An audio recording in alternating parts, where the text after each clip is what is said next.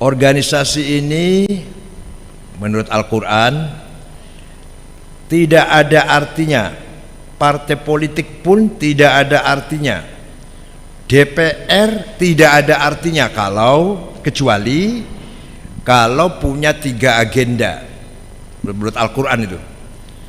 La khaira fi katsirin min najwahum illa man amara bi shadaqatin aw ma'rufin aw islahin bainan nas. Assalamualaikum warahmatullahi wabarakatuh. Selamat siang, salam damai sejahtera untuk kita semua. Bismillah, alhamdulillah, wassalatu wassalamu ala sayyidina Muhammad Rasulillah wa ala alihi wa sahbihi wa man tabi'a huda. Yang saya hormati senior kita semua, Bapak Anwar Sanusi. Ada nomor 2 juga, Anwar Sanusi Junior. Atalallahu baqa'ah, dzukal wal ummah, panjang umur, suatu alfiat. Seluruh pimpinan Ormas Islam yang tergabung dalam LPUI, azzakumullah bi'izzih wa akramakum bikaromih.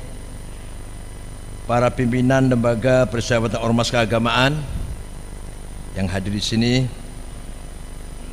dari KWI, PGI, PHDI, Walubi, Permabudi dan Matakin. Hafizakumullah. Mudah-mudahan Allah memberikan kebahagiaan kepada kita semuanya. Para pejabat dari Kecamatan Cempaka Putih, Bapak Camat, Kapolsek dan Ramil, Bapak Ibu sekalian yang hadir, alhamdulillah siang hari ini Lembaga Persahabatan Ormas Islam dan juga Lembaga Persahabatan Ormas Keagamaan bertemu kembali dalam rangka memperkuat tali persahabatan, tali persaudaraan, meningkatkan komitmen kita sebagai satu warga bangsa, satu warga negara Indonesia. Lintas agama, lintas ormas, lintas etnik, dan lintas budaya. Organisasi ini menurut Al-Quran tidak ada artinya, partai politik pun tidak ada artinya, DPR tidak ada artinya kecuali kalau punya 3 agenda menurut Al-Quran itu.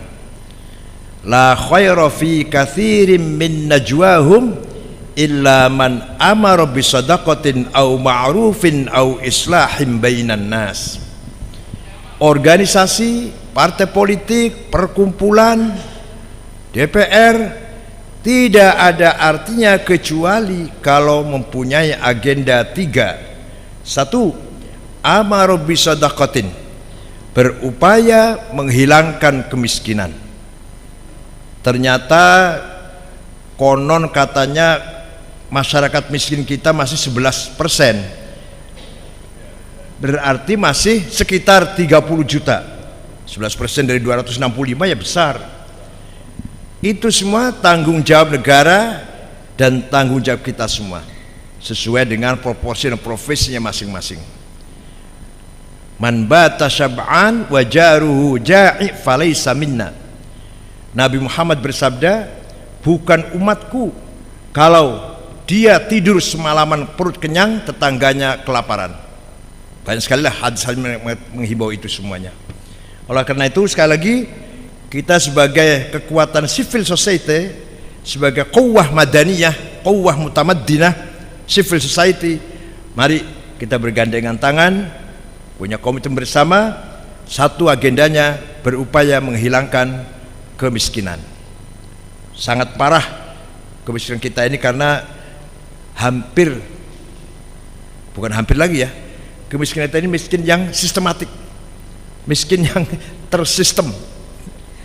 Ada pengusaha yang menguasai tanah 5 juta hektar, ada warga, terutama warga NU yang miskin-miskin itu 1 meter pun nggak punya. satu jengkal pun nggak punya tanah. Tapi ada pengusaha yang menguasai 5 juta hektar, 3 juta hektar, 2 juta hektar. Ini sampai kapan seperti ini? Maka yang kaya semakin kaya, yang miskin semakin miskin. Batu bara naik sampai $400 1 ton. Alhamdulillah, untung yang punya batu bara. Kalau saya nggak punya ya tetap aja. Apalagi orang-orang masyarakat kecil yang nggak punya apa-apa, semakin miskin. Yang kaya semakin kaya. Yang kedua, percuma ada perkumpulan kecuali kalau punya agenda kedua, au ma'rufin, membangun hal-hal yang positif. Contoh 2 saja deh, kesehatan dan pendidikan. Bagaimana kita mengupayakan masyarakat yang sehat tanpa ada penyakit, bebas penyakit menular, bebas penyakit akut. Mari kita upayakan, baru kita berguna, baru berfaedah kita berkumpul ini. Banyak sekali himbauan dari Al-Quran, dari hadis, bahwa kita hidup harus sehat fisik jasmani, supaya kita juga sehat cara berpikir. Yang kedua, pendidikan. Pendidikan ini masih terasa sekali jomplang, masih terkenal sekali gap intelektual. S1 Papua, S1 lulusan Papua, lulusan Maluku, lulusan NTT, bandingkan dengan anak SMA di Jakarta, kira-kira pinter mana kira-kira? Cerdas mana kira-kira? S1 di Papua Maluku dengan anak keluaran SMA atau belum tamat ya, masih SMA, masih sekolah SMA, Jakarta atau Bandung, jauh sekali Pak. Ini gap intelektual, bukan hanya gap sosial ekonomi, tapi gap intelektual. Sangat-sangat berbahaya kalau kita biarkan. Maka kita ormas pun di mana-mana, ormas-ormas Islam ini membangun lembaga pendidikan, pesantren, madrasah, sekolah, justru untuk membantu pemerintah dalam rangka mencerdaskan bangsa, bukan hanya ingin mendapatkan keuntungan materi, tidak. NU, Wasliyah, Syekhul Islam, Perti, semuanya punya madrasah, Al-Irsyad, itu dalam rangka ikut bersama-sama membangun masyarakat yang cerdas, karena hanya mengadakan negara tidak mungkin. Kalau mengadakan negara, anggarannya habis untuk proyek bangunan fisiknya itu pengadaan buku, anggarannya habis itu. Yang ketiga, la khaira fi katsirin min najwahum illa man amar bi shadaqatin au ma'rufin au islahim bainan nas. Ini yang paling sulit. Ketinggalan ekonomi entah berapa puluh tahun bisa kita kejar. Ketinggalan pendidikan, kesehatan entah berapa puluh tahun bisa kita kejar.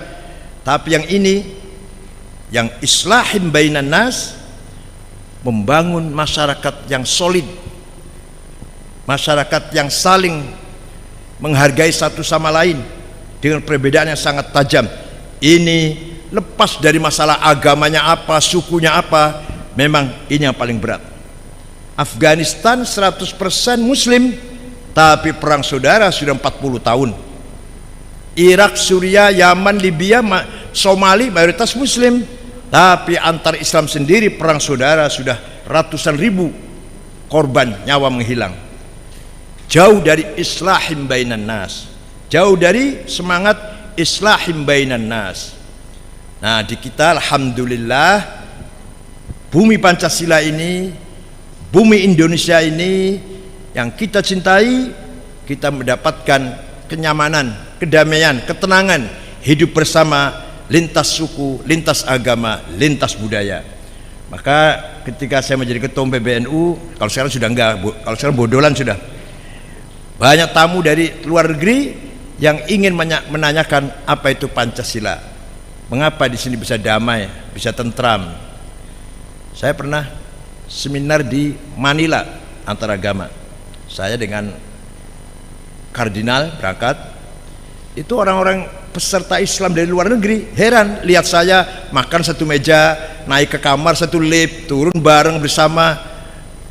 Makanya satu meja bisa di sana, ya bisa, ngapain? Kenapa nggak bisa? Di kita nggak bisa katanya. Jadi mereka kalau ada seminar bersama itu terpaksa masih bukan dari kesadaran ingin membangun toleransi atau multikulturalisme, enggak. Alhamdulillah. Nah, kali ini dialog kebangsaan kita singgung mengenai obat-obatan yang sedang kita alami, musibah sirop yang sudah makan korban. Anak-anak kecil gagal ginjal berapa? Sudah 130 lebih ya, 130 lebih. Allah Subhanahu wa taala telah memberikan petunjuk dalam Al-Qur'an bahwa prasyarat mutlak terwujudnya baladan aminan, negeri yang aman dan berkemakmuran, adalah adanya kedaulatan pangan, energi, dan kepedulian terhadap konservasi lingkungan. Sebagaimana sumpah Allah dalam Al-Quran sering juga dikatakan, sering juga kita baca, demi buah tin, demi buah zaitun, demi bukit turisin, dalam surat Tin. Mari kita lihat fakta di negeri kita. Sudahkah kita berdaulat atas pangan dan energi? Sudahkah kita peduli terhadap lingkungan? Masih jauh dari yang kita inginkan. Ketiga, di sisi lain, perintah Allah Subhanahu wa taala kepada manusia agar lebih detail terhadap makanan. Fal yanzuril insanu ila ta'amih. Sebelum kamu makan, lihat dulu makanan yang kamu makan halal apa tidak, baik halal secara zati maupun halal secara kasbi.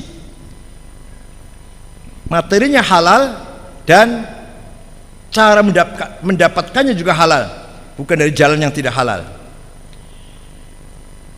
Kualitas dan keamanan makanan akan menjadi faktor penentu lahirnya manusia unggul dengan kualitas kesehatan fisik dan jiwa serta kecerdasan akal dan spiritual.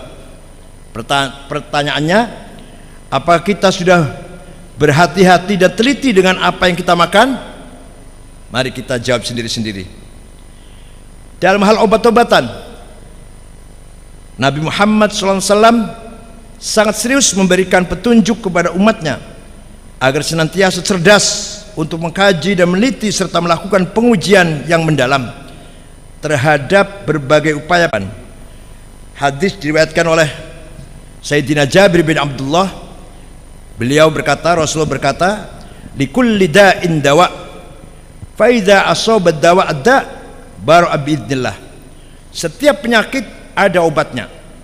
Apabila obat itu tepat sesuai dengan yang bisa menghilangkan penyakit, Allah akan menghilangkan penyakit tersebut dengan izinnya. Jadi penyakit akan hilang dengan obat yang pas, yang sesuai dengan izin Allah. Dalam kehidupan yang sangat kompleks ini, penyakit semakin beragam. Demikian halnya faktor penyebabnya, bukan hanya karena faktor fisik dan psikis saja, tetapi juga bisa dikarenakan faktor spiritualitas. Contoh, Imam Abu Sa'id Muhammad Al-Busiri sudah lumpuh 1 bulan, seterus 1 bulan berobat. Waktu itu berobat kemana-mana gagal. Kemudian beliau punya semangat menggubah syair kasidah memuji Nabi Muhammad dalam jumlah bait 177. Semangat cinta kepada Muhammad menjadi energi yang dapat menyembuhkan penyakit beliau. Ya, itu pengalaman pribadi, tapi banyak sekali ini terbukti pada kita semuanya. Sering kita dapat penyakit, ada yang dapat penyakit nggak sembuh-sembuh, pergi umroh minum air zam-zam sembuh. Itu apa itu? Itu ada energi kepercayaan, keyakinan menjadi energi yang sangat luar biasa. Atau kita datang ke kiai minta doa sembuh, itu juga merupakan energi keyakinan. Ibnu Sina sendiri yang terkenal dengan sebutan Avicena adalah bapak kedokteran modern dengan karya monumentalnya Asy-Syifa 10 jilid, Al-Qanun fit Tibb. Ibnu Sina mengatakan, ini dokter muslim abad ke-8, al-wahmu nisfud da' wal itminan nisfud dawa was sabru bidayatus syifa. Halusinasi itu adalah bagian dari penyakit. Wal itminan, hati yang tenang, jiwa yang tenang, ketenangan jiwa itu separuh dari obat. Was sabru bidayatus syifa, jiwa yang sabar itu sudah bagian daripada penyembuhan. Jadi penyakit ini 50% bahkan lebih berkaitan dengan kejiwaan spiritual. Sebagai bangsa dan kekayaan keanekaragaman hayati, flora fauna terbesar keempat di dunia, sudah sepatutnya Indonesia mampu mengembangkan model pengobatan berbasis herbal tradisional medicine yang tidak bertumpu pada pengobatan kimiawi dengan rujukan kepada dunia barat semata. Demikian halnya diharapkan mampu menjadi pemasok pangan dunia yang aman dan terbebas dari racun-racun kimia. Problematika keamanan obat dan makanan yang sedang terjadi di Indonesia dengan berbagai fakta dan fenomenanya harus segera dicarikan solusi. Pemerintah harus bersikap tegas atas berbagai bentuk pelanggaran dan kecerobohan yang terjadi. Negara tidak boleh kalah dengan siapapun. Kematian anak-anak akibat gagal ginjal yang telah mencapai 140-an tidak boleh dibiarkan begitu saja berlalu. Harus diusut dan segera dihentikan penggunaan ethylene glycol dan diethylene glycol yang membahayakan pada obat-obatan maupun pada plastik atau kemasan makanan dan minuman. Penggunaan zat kimia yang sangat berbahaya termasuk etilen oksida pada berbagai jenis makanan dan minuman harus segera dihentikan dan produksinya segera ditarik dari peredaran demi untuk menjamin masa depan kehidupan anak-anak dan generasi bangsa. Hal ini selaras dengan prinsip agama, yaitu hifdzul nafs wa hifdzun nasl.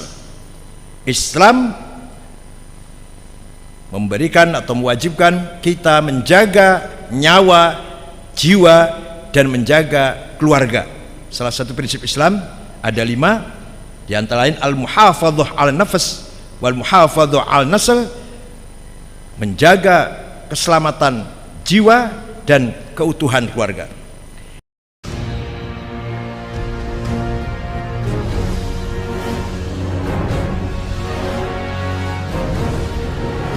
Who